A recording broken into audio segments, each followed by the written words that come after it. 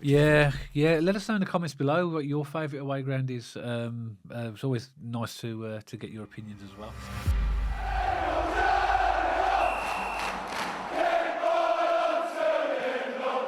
So welcome back to BCFC Royal Blue. In this podcast, we're going to do the second part of our questions from fans.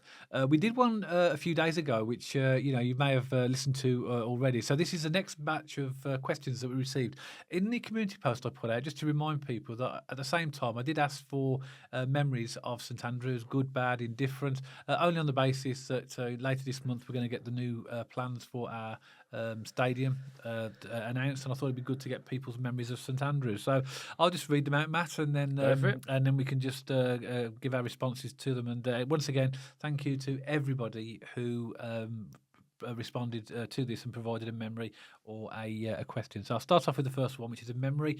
This is from a regular commenter and viewer of our channel, Foggy. Thank you very much for this. And actually, mate, as I'm reading it, it reminds me of one that we covered in the first podcast, very similar, about getting into St Andrews. So this is the memory from Foggy. I remember the mid-70s when I was about 13, trying to sneak into the ground or waiting just before kickoff to slip the man on the turnstile a few bob to let me hop over. The other comment said the same thing. I mean, these Clearly, they're very cut, I think these turnstile operators are probably making more than the actual club by the sounds of it. Back then, the Cop was absolutely wild, full of noise, smoke and passion. When someone started a rendition of Knees Up Mother Brown, the whole crowd would surge and scatter down the stand. Everyone swept up in the chaos and the joy of it all. And Sounds amazing. it is a great memory. And that's, obviously as an older fan, Matt, the memories of these older stadiums, and that's why I loved League One so much last season, is that we went to get back and experience not as big as St Andrews, but the old style stadiums, and the rickety stands, and and I read Foggy's memory with great memories of going down to St Andrews in the old Cop, and it really made me smile. Yeah, it's funny because we've all got memories that we hold dear to our hearts, haven't we? Sadly, again, because of my age, I don't remember the Cop in the way that you and Foggy did. But, we all have our memories. We all have the era that we happen to support Blues in. But it's great when someone can, give such a relatable memory, even if it's not something of your time. And, we all have that, as I said. We all have a rendition of Keep Right On or a song. I'll never forget, even just last season, we were in Huddersfield away and Cardiff Dance was going off about 40 minutes and the whole crowd was loving it. Just, Lincoln away, Dad, remember we had some great memories with the beers and the tap houses and stuff. We all have our memories, whether it be at St Andrews or on the road. And I love this memories, especially as it's the mid-70s. I'm sure you relate to this comment a bit more than me, Dad. It's when I first started going down as well. And, obviously I was a regular in the Cop, and it was. I mean, I like the way that Foggy's explained that. The fact that it was wild, and it was wild. It was noisy, noise, smoke, and passion. Yeah, and it was. But equally, it was also quite scary because I was, I was a fairly young lad when I started going down to the Blues, and at the front of the Cop, it was a time when they used to have the fences as well. The big tall fences. It's almost like you were watching the game in a cage, to be honest, particularly if you're down at the lower level. Right. And that was all because of, in those days, and there was a lot of violence as well, a lot more than there is now, and that's when I say it was scary. I remember, I could tell you loads of stories about teams, particularly London, like the West Hams and the Tottenhams and the Chelseas, Leeds and other teams who had Millwall, had Cardiff. There's loads of them that had those reputations in those days. And of course, the Blues fans were never shy of having a go. Well, if you want to scrap, you can find it down. If you're looking for trouble at Blues, you'll find it. And that's still today, actually. You will, if you come looking for trouble at Blues, you will find it, which is very sad, really. But that's just the way it is. But in those days, it was a lot worse. And I remember standing in the Cup, and I don't know how it happened, but the away end has been in two places. So it used to be in the old railway end, so where it is now, actually. It used to be the Tilton, didn't it? Yeah, and then it used to be in the old Tilton in the corner, in the old Tilton corner, which is the bit that was near to Arthur's area at the moment. But I remember when it was in the railway end, I remember there was some West Ham fans. I think they found some West Ham fans in the home end, and they were escorting them across the front of the Cop to the away end. And I don't know where they got them from, but they started throwing bricks into our Cop. I don't know where they got them from. I've seen, and obviously that and the Blues fans then climbing up the fence trying to get over. Oh God, she was really, really quite scary. And then I went to it was Tottenham. I think started like using the corner flags as javelins and stuff. It was pretty ropey, and that's why when now today when you look at the stadium as it is today. It's much safer. I mean, it's all seated. There's no stadium in the world that completely stop. If somebody wants to cause trouble, they're going to cause trouble, aren't they? Exactly. Whatever. So you are going to get the people who are looking for trouble. But so I looked at that memory and all sorts of memories for me flooded through in terms of really good, bad, and. It's exactly as he described it. This noise, this wildness. It was exactly like that. Yeah, I bet. Yeah. Well, it's like that today. I mean, in terms of when St.Andrews is a hostile place, it's a nasty place to go, isn't it? Yeah. When the tension's up. You think about Newcastle in the FA Cup last year. I remember a couple of games against West Brom on the Fridays and stuff. When we get the noise rocking in St.Andrews, it's really quite a hostile place to be. In a good way for the home supporters, Yeah. But. Yeah, I love going down St.Andrews. It's probably one of my, apart from being with my family and stuff, it's my favourite place to be. Yeah, and again, obviously, we're going to be leaving there soon when our new stadium's done. So it'd be great if we can transfer that to the new stadium, which I'm sure will be something that the owners will think about in the design. Okay, Matt, on to the first question. Is from Ryan Marlborough. Question is, what's your favourite away ground? And what has been your favourite away ground experience, not counting cup finals? Great show as ever. Keep up the great work and keep right on. For my age, I'm very fortunate to have seen some amazing experiences following Blues on the road. I've seen us win at Anfield, Villa Park. Yeah. I've been to St.James's where we've won. I've been to Old Trafford. I've kind of done a lot of the Premier League stadiums when we were there because that was the time when I was just starting to travel with my mates. You remember it, Dad, Tottenham. Yeah. We won't go into that in too much detail on the podcast. No. And, but even last year... No, let's do that because I think people need to know this. How old were you at the time? 13, 14. 13, 14. He said to me, Dad, fancy going to Tottenham now. As it happened, I was actually going to Tottenham. I had corporate tickets. Where I work, we got corporate tickets into one of the boxes in Tottenham. And I went allowed to take Matt. And I did tell him this. And he said, oh, fine. Anyway, I only got a phone call halfway through the game. He was actually in the away end. He said, by me, weren't you? We were right by the boxes, Right by the boxes. So, anyway, so... I got in a little bit of trouble over that. But, there's a couple of friends watching. I remember Andrew. Me and Andrew Considine were good mates when we were growing up. It was... his dad, I think, sorted us out the tickets, and we had some great times on the road during those Premier League days. It was a great time to be a Blues fan. And even last year, Dad, if you think about it, we went to like Lincoln, Wickham, really good places. But my overall best away days, because the father-son thing, Dad, we love going away together and watching the Blues. It's always got to be Bristol City and Ashton Gate for me. Yeah. I've picked. Obviously, we haven't spoken before this, so we do these and then just get our responses to questions at the time. And I thought you might say Bristol City because that's mine as well. I mean, it was a bit frustrating this season because we lost 1-0. It was a bit of a damn squib, wasn't it, on the pitch? We had a good time though, but it still didn't stop us enjoying the usual experience, the stadium and everything else. But I love Bristol City. I was like last year, I love Lincoln as well. Yeah, so did I. The old experience of mulling with the fans and just the whole feel of it was really nice. And Wickham away, Dad, I enjoyed that one as well. Yeah. So we've had some good times. And then if you just go back to the Championship times that we've had for the past 10 years, I enjoyed going, away to Norwich. I like going to West Brom. There's a couple of great Championship away days, as I say, Bristol City's up there. Some really good away days in the Championship, and I'm glad we've got higher allocations this year, so we can start getting back to some of these stadiums. Let us know in the comments below what your favourite away ground is. It's always nice to get your opinions as well. Yeah. Okay, on to the next question from Andy Hinton. Thanks again for your memory. It's a memory and a question here, actually. The memory is my early memory of the Trevor Francis debut season. Was there for most of the games, but pride of place is the 4 goals versus Bolton. We knew we had something special then, just again, we can't really talk about Trevor.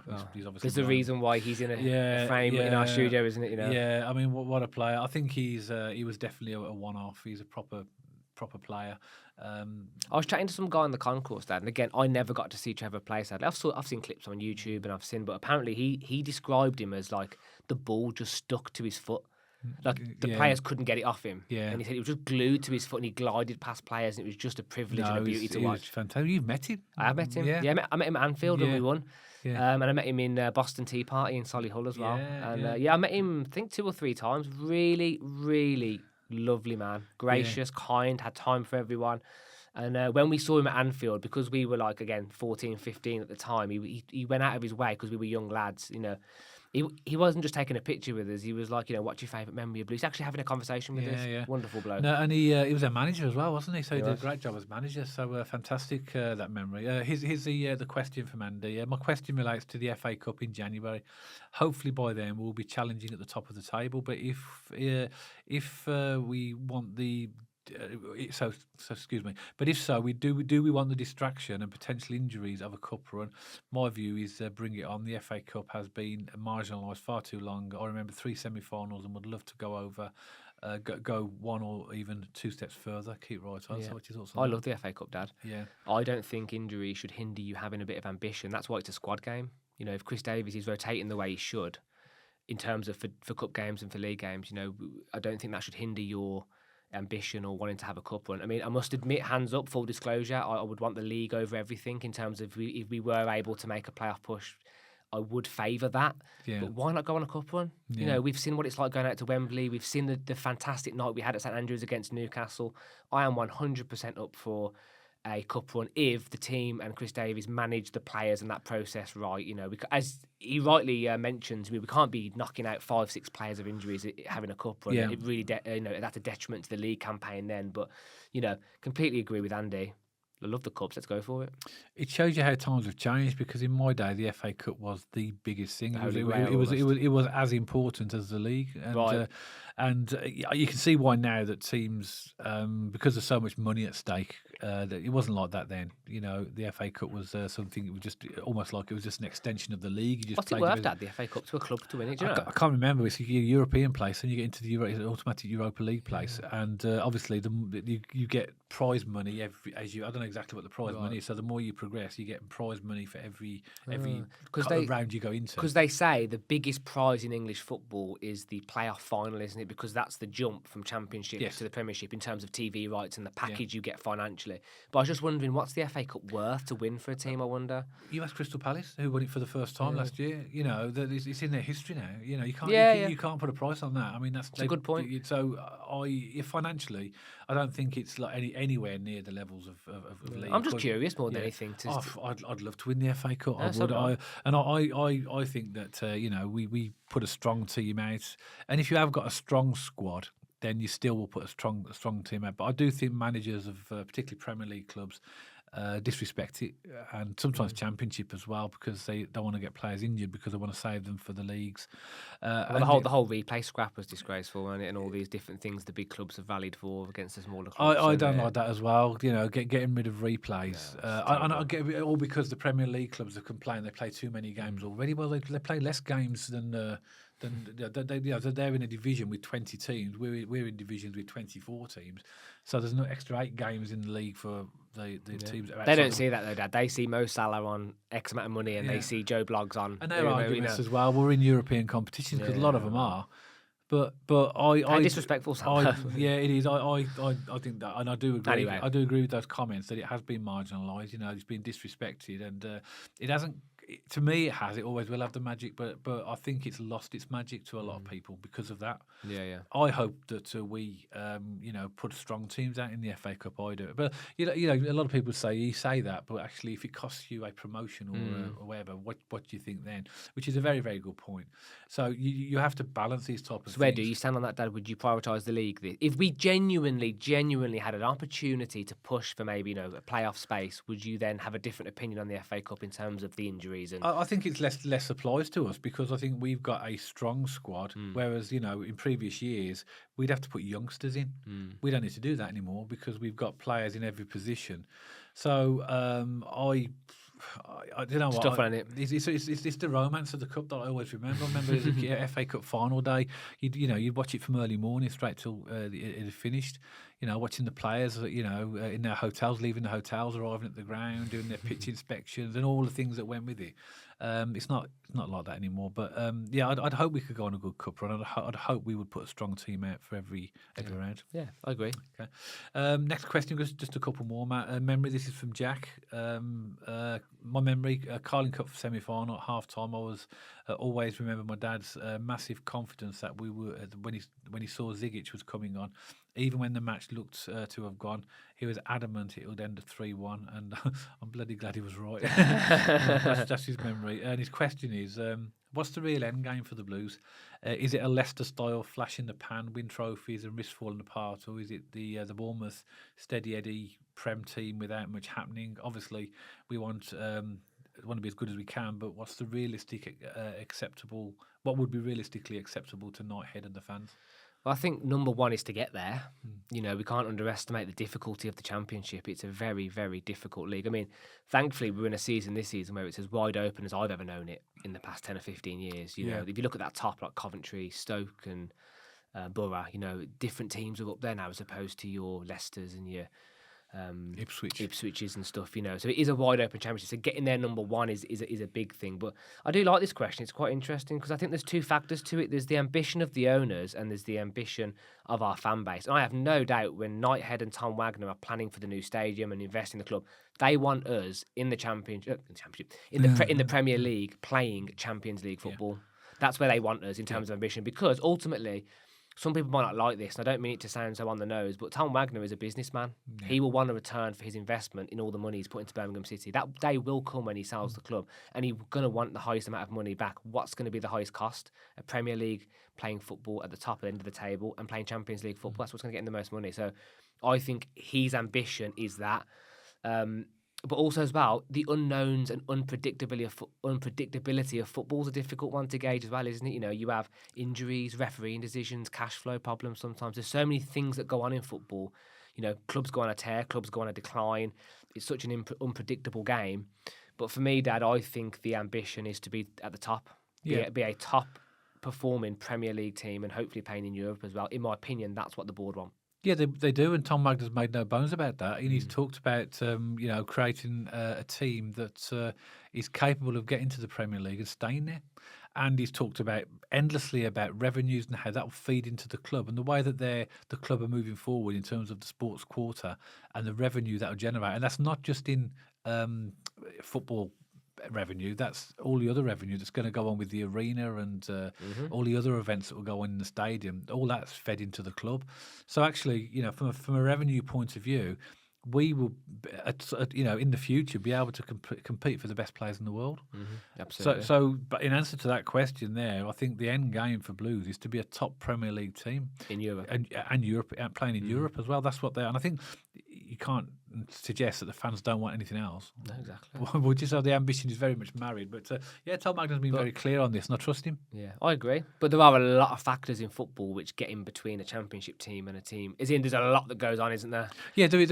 But you're looking at the here and now with that, because obviously which is absolutely correct. You know, as we stand today, that is absolutely true. This transition from Championship to Premier League is a big step. But what Tom Wagner's saying is that you know, I'm creating not just a football club. I'm creating an infrastructure around the club that's going to enable revenues to be basically sky high. I agree with that, but even if everything went right for Birmingham City, we made it to the Premier League, you still can't factor for injuries, refereeing decisions, cash flow, a player declining you and picking another club. There's so many things in football you can't control, which can swing the pendulum either way. You can, but I think what you'd want to be is strong enough so that even if that happens, you're still not in a relegation fight. You know, you're not one of those teams that are always teetering. You've got enough squad depth to handle injuries. You're a mid-table and above team, because some teams year on year are not struggling with relegation. No, exactly. So, I mean, to be fair, he makes a perfect case. Bournemouth, Brentford, you know, they've at Brighton, they've gone up and they've kind of established themselves as pretty steady Eddie Championship. I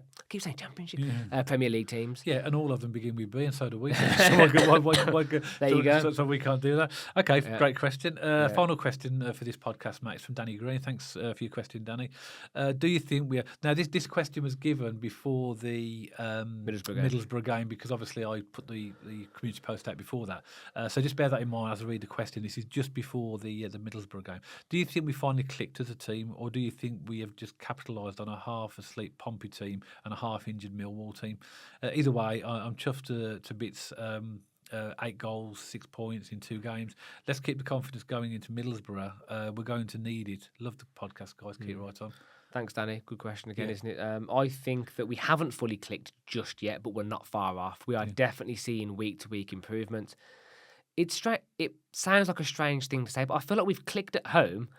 It's the away form where we're not quite carrying it through, are we? So at St Andrews, we look good. I mean, if we're going to be honest, Dad, Pompey and Millwall were borderline demolition jobs. We did batter them. Yeah. 4-0 is a pretty comprehensive win, no matter which way you want to swing it. But in both games, it could have been 6 or 7. Exactly. So they were quite comprehensive and convincing 4-0 wins. But again, when we see us against Borough, we didn't do anything bad. It wasn't a bad performance, but we just weren't clinical enough and lacking a little bit of edge. I think you described it as those little clicks coming together in the final third when we were away from home. So I think we haven't clicked just yet. We're not far off. We're getting better, but we definitely need to translate that St Andrews form into away form, and I think we'll be fine. Yeah. I mean, we sort of answered this question without knowing the question in the middle of the podcast. In the middle of the podcast, we covered all this, didn't we? But just to reiterate, really, I mean, if you look at the away games we've played all the top 4 teams away from home. So basically, we have lost 5 away games out of our 8, but they've been against teams right near the top. So we've got some tricky fixtures out the way. Now, you would argue that every fixture in the Championship is tricky, but you would say that it's the away form really that's put us in mid-table. If we'd picked up a couple of wins or transitioned, some of those so that they weren't losses, picked up the odd point here and there, we'd be a little bit higher up the table. Maybe sort of teetering just underneath the playoffs, and that's what it is. So I think we're still not far off that. We're 11th, but the question is, have we clicked? I think the answer is no. Of course, we haven't clicked yet. We have games and passages of games where we look really, really good. Then we make silly mistakes, and we get obviously we've had sending offs, and we don't talk about that. But we're not far off. Though, in my opinion, I think what I said in the Middlesbrough podcast, Mazza, I think in my opinion, we've got the pieces are there. The pieces are there, and obviously, we obviously looked like we had an injury to Paik, which we looked like we could lose for a while. So he was a really important player for us. But we've got other players that can come in. Now we've got a January transfer window. It's not too far away. It's on the horizon. So it's going. It's going okay, for the Championship. It's going. It is what the season is going, and it goes really fast, doesn't it? But I don't quite think we have clicked yet. I think obviously the 2 games that Danny's referring to there, the 4-0s. I think we did click there. I think it was clear because we could have scored more goals, and that's the type of. But I guess the definition of clicking is that consistently home and away, isn't it? So I guess that's what you're getting at. I think that's the word you're looking for, isn't it? Consistency, and that's what we. I mean, how can you're the same team with the same players? Now you get different opposition. Bizarre, how can you have such a different home and away record? It just shows, I think, the home advantage. The crowd make a massive impact. I think St Andrews can be quite an intimidating place. We do get behind them when they need it, and it just show the power of a home crowd, doesn't it? Yeah. So So I think it's going okay at the moment, and I think we're going to get better.